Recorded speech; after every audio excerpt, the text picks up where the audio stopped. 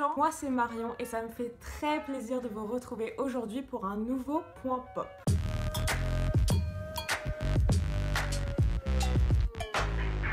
Mais est-ce que vous vous êtes déjà demandé qu'est-ce que c'est que la pop culture? Je veux dire, à part ce genre de choses auxquelles on pense instinctivement quand on entend le terme. Don't be fucking rude. Run, Forrest, run! Vous vous rendez compte que vous provoquez beaucoup de monde? Non mais allô quoi. Je suis pas venue ici pour souffrir, ok? Pour Google, la définition de la pop culture, c'est ça. La culture populaire représente une forme de culture dont la principale caractéristique est d'être produite et appréciée par le plus grand nombre, à l'opposé d'une culture élitiste ou avant-gardiste. Et pour les gens qui pètent plus haut que leurs fesses, c'est souvent uniquement synonyme de divertissement, de légèreté ou même d'abrutissement. Tu vois, la culture c'est quand même plus du tout ce que c'était. Pop culture c'est quoi pop culture? Ça veut dire quoi pop culture? Je veux dire, tu vois, je vais te dire, regarder la famille Kardashian c'est quand même un grand signe de déclin intellectuel. Eh bien, je suis désolée de te le dire, John Alexandre, mais tu as tort. La pop culture, ça peut être extrêmement politique. Que ce soit par réelle conviction ou pour surfer sur la vague des luttes sociales, moi je m'en fiche un peu. Du moment que certaines idées sont portées par la culture populaire et que grâce à ça, elles arrivent à être diffusées au plus grand nombre. Ce phénomène s'illustre parfaitement avec le mouvement Black Lives Matter qui a donné lieu à une déferlante, que dis-je, un tsunami de création ou d'intervention dans la pop culture qui traitait de près ou de loin de ce sujet pourtant particulièrement sensible. Pour recontextualiser un petit peu, Black Lives Matter, c'est un mouvement politique et social qui a vu le jour grâce à un hashtag sur Twitter. Oui, sur Twitter. Ça s'est passé en 2013, suite à l'acquittement de George Zimmerman, une grosse raclure de... Ah, on me signale qu'on dit policier, qui avait tué Trayvon Martin, un adolescent noir, en prétendant que c'était par légitime défense. Oui, parce qu'un enfant noir, de dos et pas armé, est forcément dangereux. C'est logique. Le mouvement s'est donc créé après cet événement, mais c'est surtout après les morts respectives de Michael Brown et Eric Garner, tués sauvagement par la police, qu'il a pris de l'ampleur. Et je ne parle même pas de Tamir Rice, Freddie Gray, Sandra Bland, Alton Sterling, Philando Castile et toutes ces autres personnes qui, ô coïncidence, étaient noires et se sont faites tuer par la police. Du coup c'est étrange hein, mais les gens en ont eu un peu marre, ils sont descendus dans la rue et à ce jour les manifestations font encore rage. The killing has been released. Darren Wilson. Et revenons-en à la pop culture. Ah oui parce que c'est ça en fait le sujet à la base. Au même titre que les luttes LGBT, que le féminisme ou encore les combats contre l'islamophobie, Black Lives Matter a fait son petit bonhomme de chemin dans sa représentation au sein de la culture populaire et ces dernières années nous avons été particulièrement servi. En 2015, le rappeur aux 7 Grammy Awards Kendrick Lamar sort son album To Pimp a Butterfly, dont l'ensemble des chansons abordent des différents aspects politiques et sociaux aux États-Unis, l'identité noire et tutti quanti. Sa chanson Alright, dont les paroles évoquent ouvertement les violences policières à l'égard des Noirs américains et dont le clip est tout aussi équivoque, est devenu l'hymne officiel des manifestants de Black Lives Matter.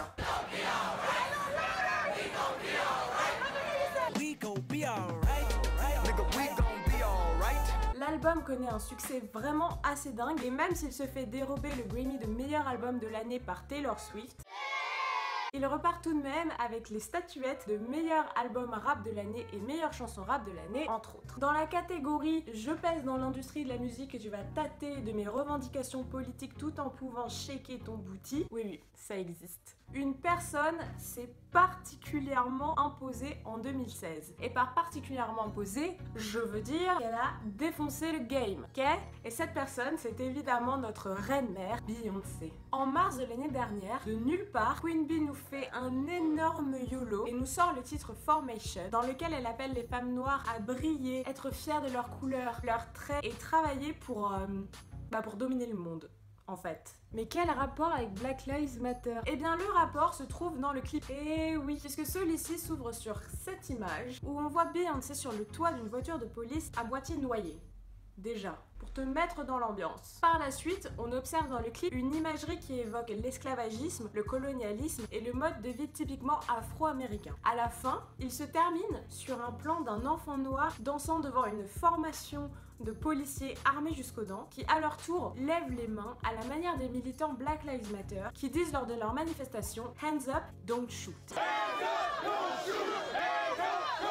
Puis la note finale, on revient sur le plan du début, mais cette fois-ci, la voiture de police sur laquelle Queen Bee se trouve est noyée définitivement. C'est puissant, hein? Bah c'est pas tout, puisque le 7 février 2016, pour la grande finale du Super Bowl, donc juste l'événement sportif le plus suivi au monde, Beyoncé, qui performe lors de la mi-temps avec Coldplay et Bruno Mars, arrive avec ses danseuses habillées comme ceci. Donc juste un mix entre l'uniforme des Black Panthers et la tenue que portait Michael Jackson lors de son propre concert de mi-temps du Super Bowl de 1993. Trop de références, trop de clins d'œil. À ce moment précis, face à toute cette fierté noire, une grande partie des personnes blanches qui suivaient et appréciaient Beyoncé sans avoir remarqué qu'elle était politisée s'est mis à paniquer, voire à tourner de l'œil. Phénomène qui a inspiré au Saturday Night Live leur sketch The Day Beyoncé Turned Black, que je vous recommande vraiment d'aller voir si vous l'avez pas encore fait. Mais quand je vous dis que Beyoncé était en full YOLO à ce moment-là, ce n'est pas un euphémisme, puisque quelques semaines après sa performance au Super Bowl, elle s'offre 1 heure d'antenne sur la chaîne HBO pour diffuser en exclusivité son album visuel Lemonade, une œuvre dans laquelle Bey nous parle de féminité noire, de couple et d'autres sujets déjà abordés dans Formation, qui se trouve être le dernier titre de l'album. Au cours de l'œuvre, elle insère entre autres un discours de Malcolm X sur la vulnérabilité de la femme noire. Respected person in America is the black woman. Et dans son morceau Forward, elle fait figurer les mères de Michael Brown, Eric Garner et Trayvon Martin posant face caméra avec des portraits de leurs fils abattus par la police. Le coup de grâce est porté lors du Formation Tour lorsque Beyoncé, en plein milieu de son concert, marque un temps d'arrêt et que défilent derrière elle les noms des victimes de la police afro-américaine ces dernières années, le tout sur écran géant. Cette femme n'a pas notre temps. D'ailleurs, cette famille, puisqu'en 2016, sa petite sœur Solange accède enfin à la notoriété qu'elle mérite grâce à l'album A Seat at the Table. Dedans, Solange parle également de féminité, de couple, de sujets abordés par sa grande sœur dans Lemonade, mais là où Beyoncé faisait plus dans la poésie, dans les métaphores, et bah Solange, elle va droit au but. Du coup, ça donne des textes particulièrement puissants. On a le droit par exemple à un extrait de son propre père qui raconte son enfance aux côtés de représentants du Ku Klux Klan, ambiance, et d'autres textes vraiment incroyables et forts politiquement, dont les déjà célèbres Don't Touch My Hair ou encore For Us by Us. Donc pour ma team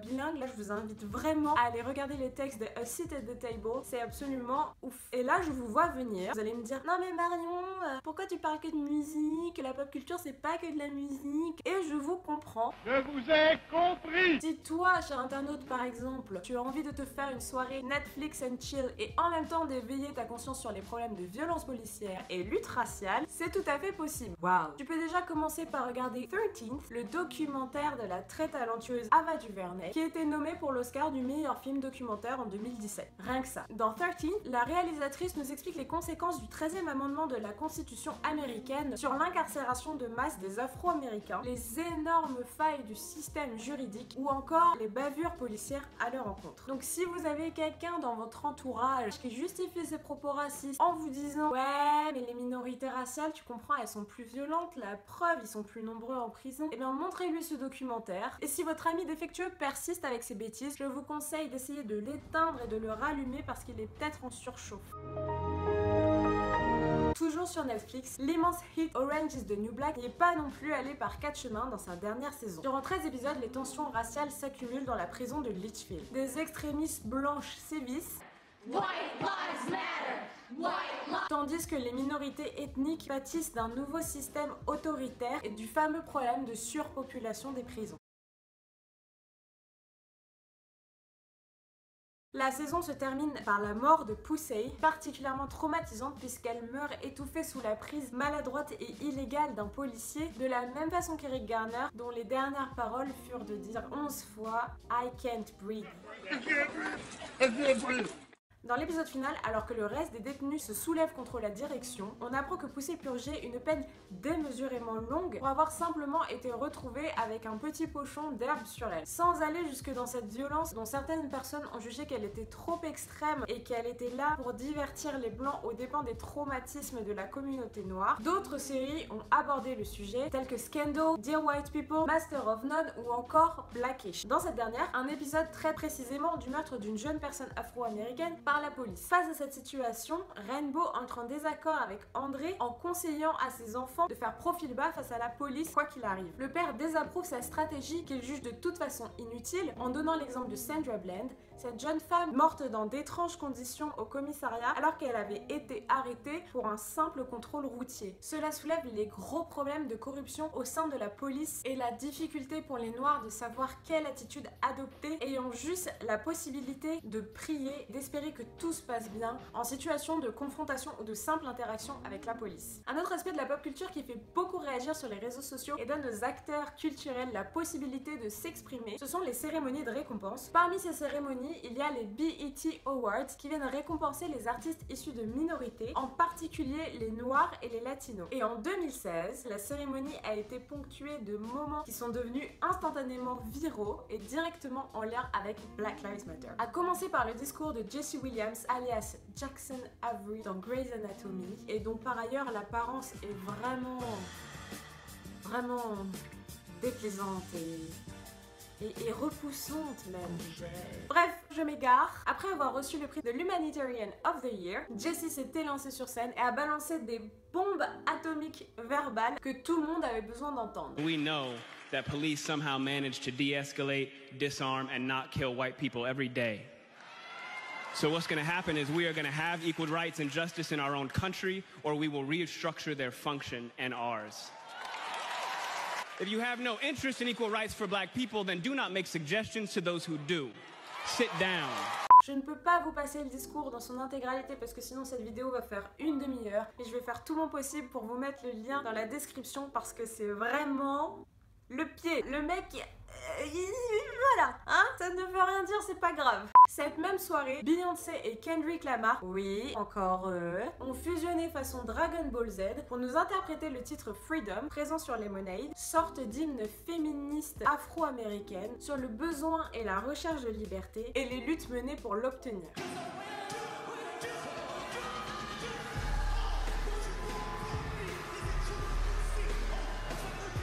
Ces exemples et cette mobilisation dans les médias nous montrent à quel point Black Lives Matter, qui pourtant est un mouvement profondément social et politique et tout de même très sérieux, a réussi à s'infiltrer dans la culture populaire jusque dans les échelles les plus larges possibles. Ouais, d'accord, mais enfin ça c'est aux États-Unis et la France alors. Ah mais non, mais en fait en France il y a ni racisme ni violence policière. Du coup c'est cool parce qu'il n'y a pas besoin d'en parler vu qu'il n'y en a pas. C'est sympa. Non, plus sérieusement. En France, on souffre d'un gros manque de représentation dans la création culturelle de nos principales problématiques politiques et sociales. Avec les stigmates de l'esclavagisme et de la colonisation, le racisme, tout comme les violences policières à l'encontre des minorités, sont malheureusement totalement d'actualité ici. Récemment, les affaires Théo et Adama Traoré ont animé le débat politique pendant des semaines. Mais contrairement aux États-Unis, il faut vraiment s'accrocher pour trouver la moindre référence à ces affaires dans une chanson, un livre, une émission de télé ou même un film. À part une ou deux phrases discrètes prononcées lors de la dernière cérémonie des Césars. Tout est une histoire d'adaptation. Par exemple, si on peut dire Bamboula, c'est convenable, on doit pouvoir dire enculé de raciste, c'est un beau compliment.